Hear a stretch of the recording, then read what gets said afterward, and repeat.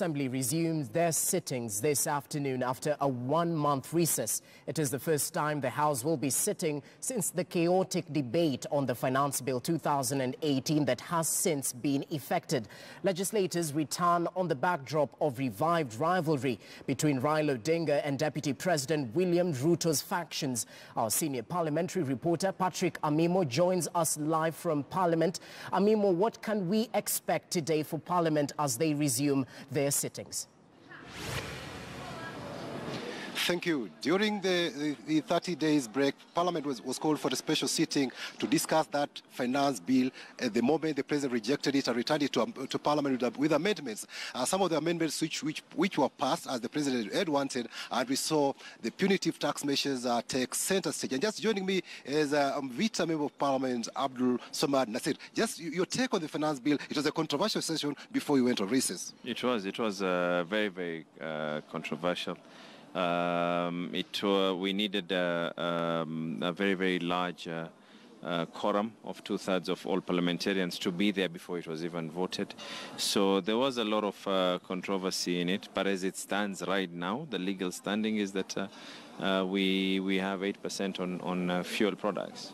Yes, looking at it, we saw over the weekend, two days ago, the Deputy President come out attack the ODM party leader Raila Odinga, saying that they are planning to push him out of Jubilee. As a member of ODM, what's your response to the Deputy President's reaction to your party leader? Who is there? Who is there? Really, the fact that His Excellency Raila Odinga decided that instead of going for head-on politics, the best way would be for people to sit down and talk, does not necessarily mean anything. I mean, Raila Odinga has no appointing powers whatsoever. He has not appointed any CS, he has not appointed any PS. All these appointments were done with His Excellency the President and the Deputy President. Raila Odinga equally has no say in how these funds are being utilized in government, how they do a number of things. It is the executive that does that. How is Raila Odinga rocking Jubilee from within? They're saying that he's taking that advantage of the Building Bridges initiative to rock Jubilee from within and probably have his launch his ambition for 2022. I still don't know where this fear is coming from. Everyone is entitled.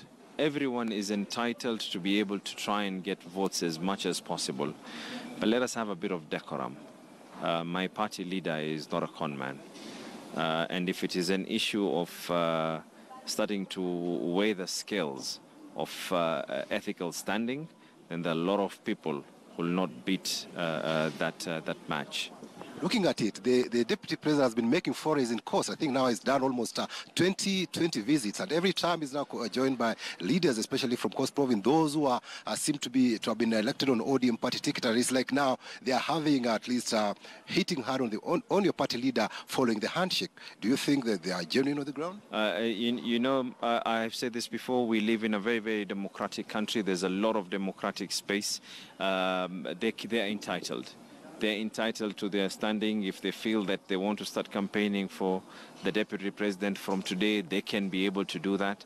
But all I'm saying is if they feel that a party is not important for their political positions, let them try and find out what is the percentage of members of parliament in this house, what is the percentage of members of the county assembly, members of senators who are there as independent candidates. The percentage is actually very, very, very, very tiny. What are their chances had they gone to any other party?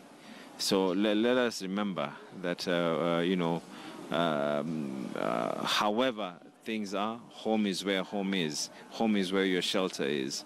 And if you feel otherwise, equally, as a politician, people need to learn through history. Look at historical backgrounds of whatever happened to people who ended up being disloyal. Looking at it, the National Assembly is reopening its session after 30 days break. At the time when there's talk about amending the constitution, probably people think there's excess government. And we saw early in the year, we saw there was an attempt by members to bring at least bills to change the constitution. We remember Kamket brought a bill to that effect. We've seen Moses Kuria talk of kupunguza mzigo. I don't know. What is your take with regard to amending the constitution? I personally, I feel that my take on it would be on the accountability part. We need a system of government where there will be levels of accountability. And I'll give you an example. As a member of parliament today, if I have an issue, one of my roles is to be able to represent the people who elected me. And if I have an issue, then the first thing that I need to do is to do a statement or to seek the only thing, if it is to ventilate, then to do a motion for us to be able to ventilate. But if it is to get answers, then we do a question that has to go. That question then is answered by the CS. The CS does it through committees. So you can imagine how that process is tedious. And tedious to the extent that even the CS themselves sometimes cannot even be able to answer to some counter questions that will come. So we need someone who's going to be in that very house.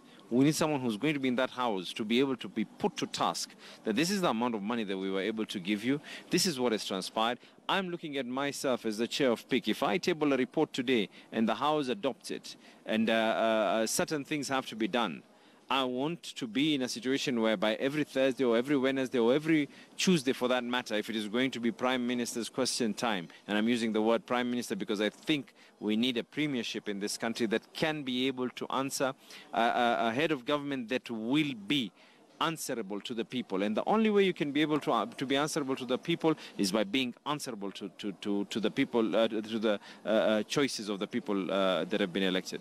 Thank you so much. That is Vita Member of Parliament Abdul Samad Nasi, just trying to share with us a few sentiments with regard to the finance bill and also the pending talk on constitutional amendment, changing maybe the executive structure to see. According to him, he says it's time that we had cabinet secretaries being members of Parliament so as to be able to answer questions with regard to those pending issues in the House. Back to the studio.